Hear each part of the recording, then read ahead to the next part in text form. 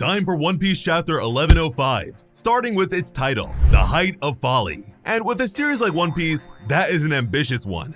Across all 1,105 chapters, what is the stupidest thing someone has ever done? The cover page features Carrot serving soup. Do you think she's a good cook, or is she just trying it out? Back on Egghead, the Marines are running for the harbor now that a Buster Call has been ordered. They've gotten a lot less professional and organized now. They are screaming in fear. It's hard to blame them for that though. The whole island is about to be blown to bits by their own side. Most of them don't even know why this has been ordered since they weren't in the town center when the battle was going on. They're just doing what they're told. And most of the crews manage to board the docked ships without resistance. Vice Admiral Dahl tries to tell Saint Saturn and Kizaru to clear out too. But even with the alarm blaring, Saturn flat out says that they are going to stay on the island. Even with it getting blown up, they are not looking concerned. That makes sense for Kizaru. He's a Logia user who can fly thanks to his Devil Fruit. Saturn can heal fast, but he should still sink. If his Gyuki form comes from a Devil Fruit, he will sink even faster. Unless he's expecting Kizaru to carry him off the island, he's probably got some kind of transportation ability. A way to reverse the summoning maybe. Whatever might be going on, Dahl doesn't know what her two superiors are thinking. She tries to object, wanting to keep them both safe, but Kizaru insists that she go. For once, he is acting professionally. He's looking totally serious, and Dahl doesn't try to argue with him.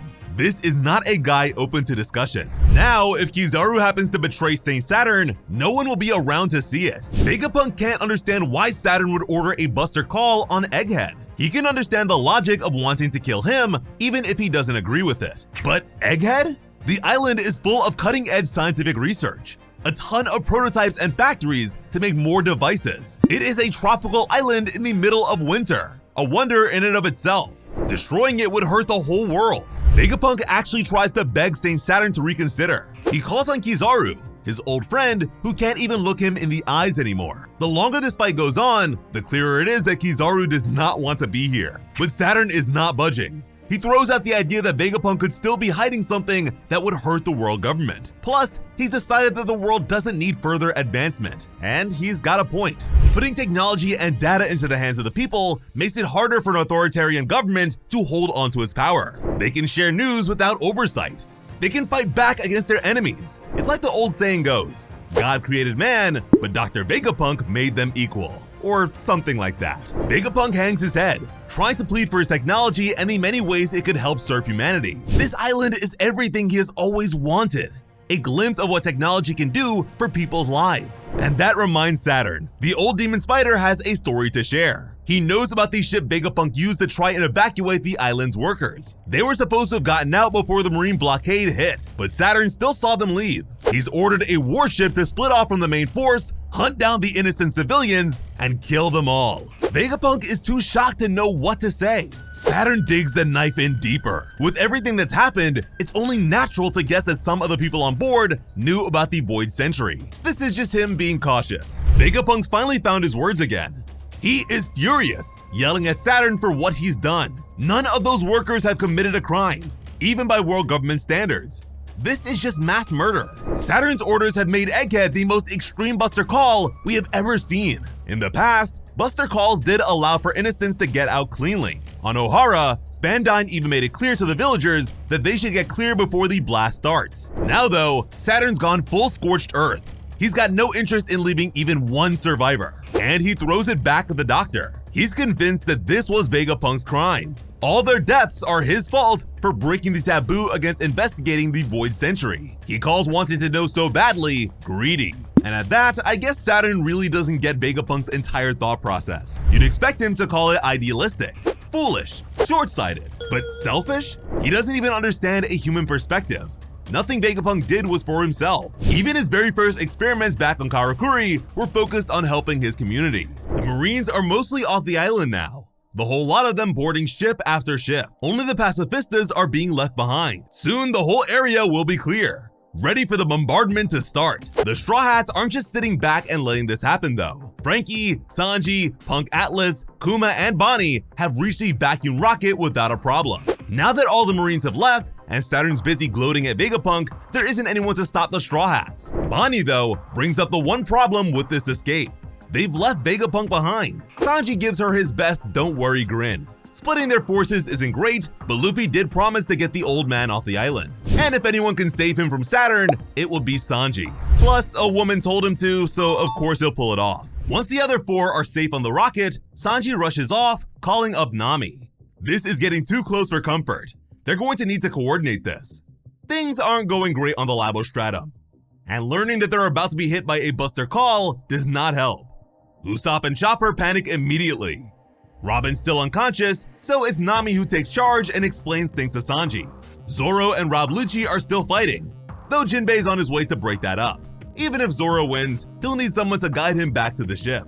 Lilith and Brook have managed to make a breakthrough. They've got the Sunny running over the cloud layer now, bringing it towards the evacuation point. All it took was using Brook's soul energy to freeze the cloud layer. That whole chill of the underworld effect. Even with Vegapunk's artificial clouds, they're still clouds, a bunch of evaporated liquid. The remaining semi-solid clouds will help support the frozen ones. Now the Sunny is gliding over the ground like it's nothing, getting even closer to the evacuation point. Very cool stuff. Unfortunately, they hadn't considered one little problem. There's no way to stop the Sunny once it reaches the edge of the Labo Stratum. You can't anchor in clouds. Unless they come up with something quickly, Brook and Lilith are going to sail the Sunny over the edge into the Frontier Dome. They will be blasted, then crash down to the ground and leave the Straw Hats stranded. And their time to think of anything is almost up. Most of the Marine ships have left dock, and they've realized the upper layer is still shielded. So they're going to try and break its protective layer by force. Every last ship starts opening fire on Egghead Island. One ship tries to stop the bombardment. They haven't boarded all their crew yet, but it's no use. The Egghead Buster Call has officially begun. Even the pacifistas join in, using their laser blasts to level parts of what used to be a beautiful island. Dr. Vegapunk has to just sit there, watching as everything he built is broken down. This place was the bright, shining future of humanity he always wanted, his dream, and it's all crumbling right in front of him. But it's not enough to stop Atlas and Frankie. The rockets almost made it up to the lab layer. Frankie's having a great time riding in the rocket. He's amazed by how fast it goes. But as the capsule turns around one of the few remaining buildings, a massive bright light hits the area ahead of it. Kizaru's sword is literally as fast as a rocket, and he's gone all out this time. He's not just destroying the tube, he's cut the rocket itself in two. Only a blade of light could cut something moving this quickly. Now that it doesn't have a tube to guide it, the broken rocket is flying through the air with nothing to hold the passengers inside. Sanji is furious at this. Kizaru just attacked a bunch of people who weren't even trying to fight back. He calls out to Bonnie, yelling that he's coming to save her. Saturn sees this as an opportunity for some comedy. He orders the pacifistas to open fire on the people falling. It's ironic. Kuma, the guy who threw his life away to save Bonnie, is now going to have his clones kill her. The giant robots raise their hands, starting to charge their lasers. But as the pacifistas begin to open fire, the real Kuma grabs Bonnie, shielding her with his body.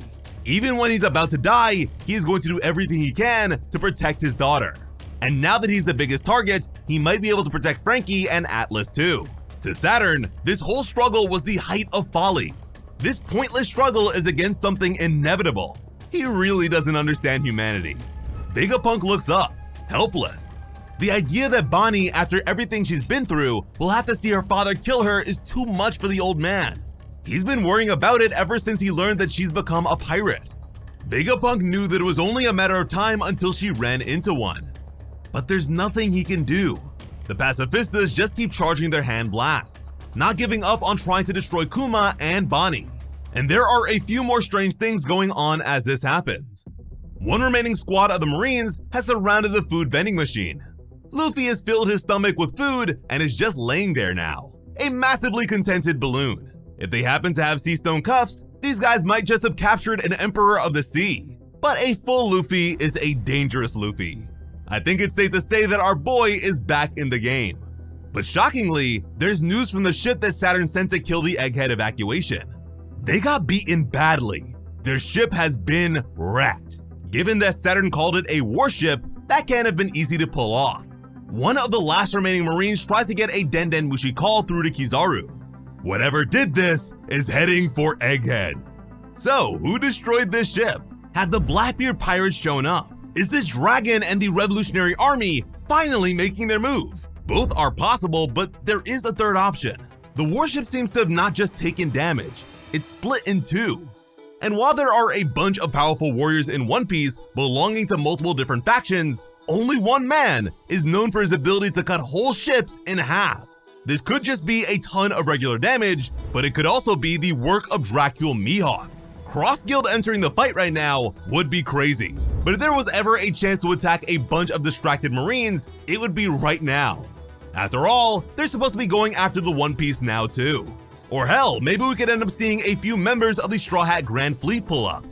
The possibilities are actually pretty crazy right now. In the comments, let us know who you think they are and how much of an impact you expect them to make. As always, I'm /Votaku. Thank you all so much for watching and have an awesome day. I love you.